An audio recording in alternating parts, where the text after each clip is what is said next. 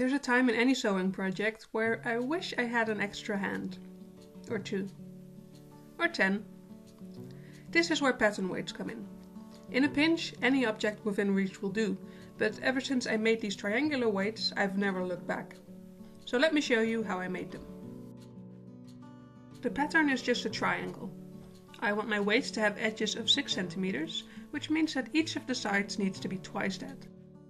The easiest way to draw an equilateral triangle like this is to draw one of the lines first, and then add the other two at an angle of 60 degrees. I added a 1.5 centimeter seam allowance all the way around, and then I used this pattern to cut my fabric.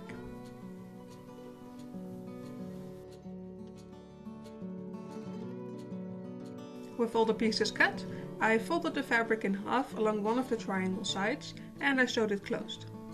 I stopped sewing about 1.5 centimeters from the point to make the following steps a bit easier.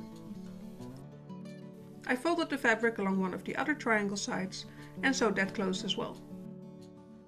For the third and final side, I did the same thing, but I only sewed it about half the way closed.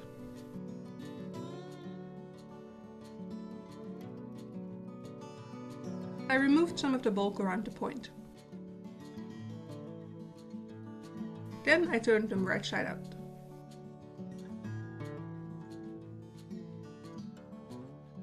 I filled my previous batch of these with dry rice, which works great.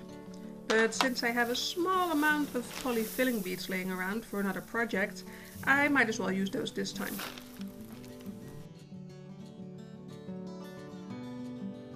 I made a little cone out of some paper and filled up the weights as much as possible. To close them up, I used a leather stitch by hand. It's quick and easy and it makes the seam nearly invisible. All done. Now I'm ready for my next big project.